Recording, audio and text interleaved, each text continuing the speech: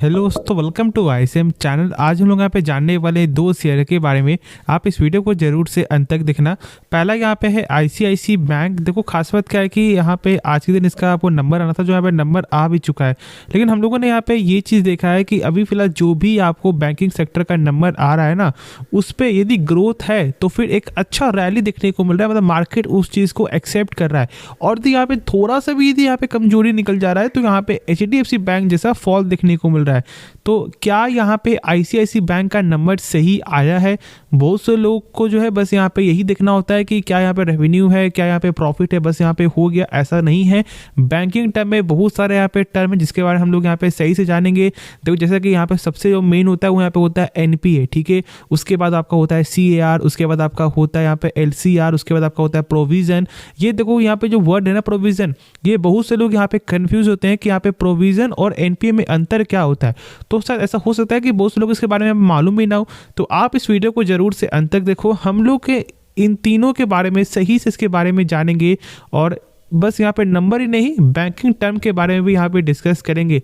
तो चलो फिर स्टार्ट करते हैं। और पहले हम लोग यहाँ पे नंबर को जो है सही से समझते हैं कि यहाँ पे कैसा नंबर जो है निकल के आ रहा है। तो पहले हम लोग यहाँ पे देखते हैं कि नंबर कैसा निकल के आ रहा है, ठीक है। तो यहाँ पर जो भी नंबर है वो यहाँ पे करोड़ फिगर में। अब चलो हम लोग यहाँ पे सही से इसके बारे में समझते हैं। टोटल इनकम देखोगे तो यहाँ पर क्या ग्रोथ नजर आ रहा है? हाँ, यहाँ पे ग्रोथ नजर आ रहा है क्योंकि यहाँ पे 33,000 करोड़ से बढ़ करके यहाँ पे 42,000 करोड़ का नंबर देखने को मिल रहा है ईयर पे। और क्वार्टर भी देखोगे तो यहाँ पे 40,000 करोड़ से बढ़कर ही नंबर देखने को मिल रहा है, ठीक है। उसके बाद देखोगे यहाँ पे टोटल एक्सपेंस यहाँ पे क्या नजर आता है। तो जैसे यहाँ पे आपको रेवेन्यू बढ़ा है, सेम आपका वैसे वैसे यहाँ पे खर्च भी बढ़ा है, कोई दिक्कत वाली बात नहीं है, ठीक है। उसके बाद देखोगे तो यहाँ पे net profit for the period यहाँ पे क्या नजर आ रहा है। तो नेट प्रॉफिट में भी यहाँ पे ग्रोथ है क्योंकि 8,311 करोड़ से बढ़ करके यहाँ पे 10,271 करोड़ ईयर। और क्वार्टर देखोगे तो यहाँ पर भी 10,261 करोड़ से बढ़ करके 10,271 करोड़, मतलब कि 10 करोड़ का यहाँ पे जो है आपको क्वार्टर में गेन है, ठीक है। ये तो यहाँ पे हो गया कि भाई यहाँ पे प्रॉफिट और जो रेवेन्यू है वो यहाँ पे अच्छा जो है देखने को मिल रहा है, ग्रोथ तो यहाँ पे सही ही है। उसके बाद यहाँ पे हम लोग मेन पॉइंट में आते हैं। पहला यहाँ पे है आपको प्रोविजन। देखो यहाँ पे ये प्रोविजन वर्ड यहाँ पे क्या होता है, तो इसे पहले हम लोग यहाँ पे एग्जाम्पल से समझते हैं। मान लो कि आप पेरेंट्स हो, ठीक है। अब यहाँ पे आप क्या करोगे ना, अपने बाल बच्चे के लिए, मतलब जो भी उनका यहाँ पे आपको पढ़ाई हो गया, ठीक है, जो भी बाहर का स्टडी आपका हो गया, या फिर हम लोग ये भी बोल सकते हैं कि मैरिज के रिगार्डिंग से, तो आप अभी से ही कुछ अमाउंट को यहाँ पे कट करके इन्वेस्ट कर रहे हो ना। तो आपको यहाँ पे ये तो मालूम है कि हाँ भाई आने वाले समय में ऐसा कुछ यहाँ पे होगा तो हम लोग को पैसे की नीड जो है पड़ेगी ही पड़ेगी, इसलिए हम लोग अभी से ही यहाँ पे कुछ अमाउंट को जो है कट करके इन्वेस्ट करेंगे, ठीक है। यही तो मेन होता है ना। अब देखो यहाँ पे प्रोविजन भी वही टर्म है। बैंक को क्या लगता है ना कि शायद जो हम लोग यहाँ पे लोन जो दे रहे हैं ना, तो वो लोन सर यहाँ पे वापस आने में कुछ अमाउंट फंस सकता है, इसलिए वो अपने प्रॉफिट में से कुछ अमाउंट को पहले से ही यहाँ पे साइड करता है। अब देखो यहाँ पे हम लोग ये तो देख रहे हैं कि भाई बैंक जो है ना अच्छे टर्म के लिए यहाँ पे देख रहा है कि चलो भाई वो पैसे को साइड कर रहा है, ये सोच करके कि शायद कभी ना कभी इस तरह का कुछ यहाँ पे छोटा मोटा यहाँ पे दिक्कत होगा तो हम लोग इस पैसे को मैनेज करके वहाँ पे डाल देंगे। लेकिन जो लोग यहाँ पे शेयर होल्डर है उनको तो ये लगेगा ना कि भाई बैंक ऐसा जब कर रहा है तो मतलब कोई ना कोई तो यहाँ पे दिक्कत है, इसलिए तो यहाँ पे ऐसा कर रहा है ना, क्योंकि उनको ये लग रहा है कि शायद जो यहाँ पे एनपीए जो बढ़ रहा है, या फिर ऐसा उनको लग रहा है कि जो बैंक लोन जो बैड लोन है वो सब यहाँ पे उनको रिकवर नहीं हो पाएगा। तो बस इसी चीज़ को ही लेकर हम लोग यहाँ पे समझना है। और यहाँ पे जो प्रोविज़न है ना वो यहाँ पे क्वार्टर में देखोगे तो गेन होते हुए दिखाई दे रहा है, और इसलिए लोग यहाँ पे अभी डर रहे हैं। और फिलहाल यहाँ पे हम लोगों ने देखा है कि मार्केट जो है कुछ बेसिक पॉइंट को भी लेकर के एक गजब का रिएक्शन यहाँ पे दे रहा है, डाउनसाइड के लिए या फिर आपको अपसाइड के लिए भी। तो ये दिखने वाला चीज़ यहाँ पे बनता है कि यहाँ पे नेक्स्ट मार्केट में, मतलब कि हाँ यहाँ पे ट्यूसडे के दिन कैसा इम्पैक्ट यहाँ पे पड़ता है आईसीआईसी बैंक में। लेकिन ऐसे जो यहाँ पे नंबर है वो तो यहाँ पे सही है, ठीक है। चलो ये तो यहाँ पे बस हो गया प्रोविज़न यहाँ पे क्या होता है। अब हम लोग यहाँ पे मेन पार्ट में आते हैं। जो हम लोग यहाँ पे चेक करना बनता है उसे हम लोग यहाँ पे बोलते हैं एनपीए, यानी कि नॉन परफॉर्मिंग एसेट। देखो यहाँ पे नेट एनपीए यहाँ पे क्या नज़र आ रहा है। तो यदि हम लोग यहाँ पे देख लेना तो ईयर पे 0.55% से घट गया है 0.45%। मैं बता दूं जो लोग यहाँ पे नहीं जानते हैं, एनपीए जितना कम होता है उतना अच्छा होता है, यहाँ पे उल्टा होता है, ठीक है। जितना कम उतना अच्छा। ये बैड लोन है, मतलब कि बैंक जो भी लोन दे रही है ना, उनका पैसा यहाँ पर रिटर्न आ रहा है या नहीं आ रहा है वो एनपीए से ही मालूम चलता है। और जितना कम होगा उसका ये मतलब होगा कि बैंक जो भी लोन दे रही है वो पैसा आ रहा है, ठीक है। मतलब यहाँ पे डिफॉल्ट कुछ भी नहीं हो रहा है या फिर लोग यहाँ पे डिफॉल्ट कर नहीं रहे हैं। अब देखो यहाँ पे क्या देखने को मिलता है, ईयर ऑन ईयर पे कम हुआ है जो सबसे अच्छी चीज़ है, बहुत अच्छा यहाँ पे नंबर देखने को मिल रहा है। लेकिन क्वार्टर ऑन क्वार्टर देखोगे ना तो यहाँ पे 0.43% से बढ़ गया है। देखो यदि ऐसे अभी जो फिलहाल मार्केट को हम लोग यहाँ पे एक्सेप्ट नहीं करते कि इस तरह से यहाँ पे लॉस दिखा रहा है या फिर इस तरह से यहाँ पे गिरावट दिखा रहा है, तो यहाँ पे कोई भी फॉल्ट नहीं है, क्योंकि यहाँ पे आपको ईयर ऑन ईयर पे 0.10% का यहाँ पे कमी देखने को मिल रहा है जो यहाँ पे बेहद ही अच्छा है। लेकिन अभी फिलहाल के कंडीशन के हिसाब से क्वार्टर क्वार्टर थोड़ा सा गेन है। तो ये बस हम लोग को समझना है कि मार्केट किस चीज़ से इसको समझता है।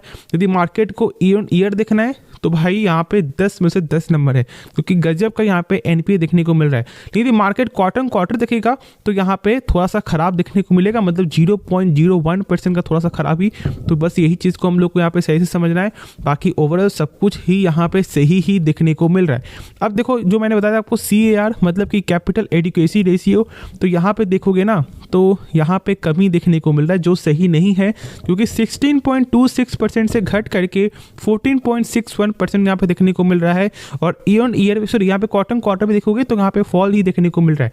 अब ये CAR क्या होता है, देखो ये एक तरह का बैकअप मनी होता है, ठीक है।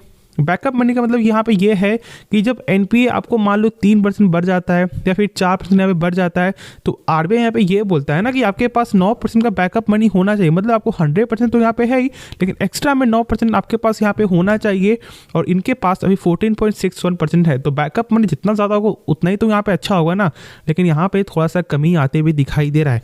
तो मैं बता दूँ यहाँ पे जहाँ तक ऐसा मेरा जो भी अभी मैंने देखा है उसके हिसाब से रेवेन्यू में ग्रोथ है, प्रॉफिट में ग्रोथ है, लेकिन जो बैंकिंग टर्म है जैसे कि प्रोविज़न, एनपीए, CAR, इसमें थोड़ा सा यहाँ पे डिफ़ॉल्ट देखने को मिल रहा है, थोड़ा सा यहाँ पे खराबी देखने को मिल रहा है।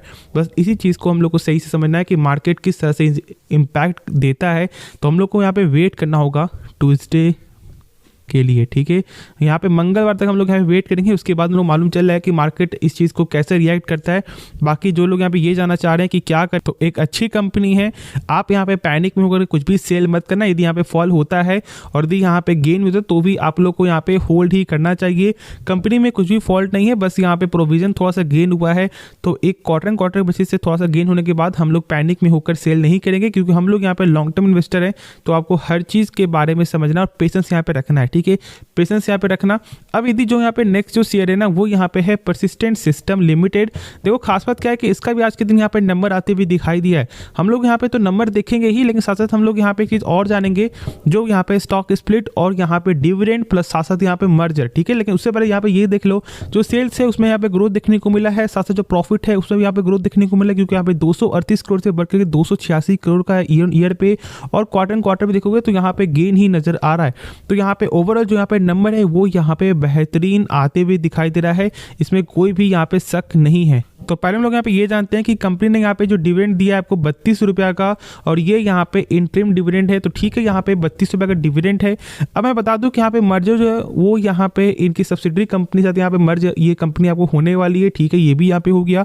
स्टॉक स्प्लिट यदि हम लोग यहाँ पे जब डिस्कस करते हैं तो यहाँ पर हम लोग को क्या नजर आता है कि फेस वैल्यू 10 से जो है यहाँ पे 5 हो जाएगा, मतलब कि हाँ यहाँ पे 1:2 का यहाँ पे स्टॉक स्प्लिट है, मतलब कि जो भी प्राइस यहाँ पे चल रहा है 8,000 वो यहाँ पे 4,000 हो जाएगा, और आपके पास इस कंपनी का 10 शेयर होगा तो आपका 20 शेयर यहाँ पे हो जाएगा, ठीक है। लेकिन इसका कोई मतलब नहीं है कि अभी हम लोग के इस चीज को देख करके बाय कर ले, ऐसा कुछ भी नहीं है।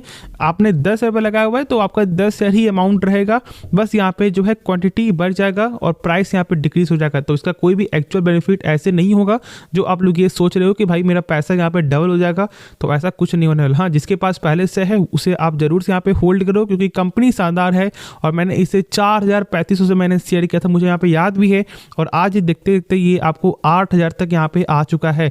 तो एक आईटी स्टॉक है और एक मिड कैप का ये सेक्टर है, तो भाई यहाँ पे डेफिनेटली वेट करना बनता है और होल्ड करना भी बनता है, ठीक है। बाकी स्टॉक स्प्लिट के रिगार्डिंग मैंने सारा कुछ यहाँ पे आपके साथ जो शेयर कर दिया है। होपफुली अब आपका कोई डाउट यहाँ पे बचा नहीं होगा, तो आप जरूर से इस वीडियो को यार लाइक कर देना, आप इस चैनल को यार सब्सक्राइब कर देना, दोस्तों में शेयर भी जरूर से कर देना। तो मिलते हैं नेक्स्ट वीडियो में, तो तब तक के लिए धन्यवाद।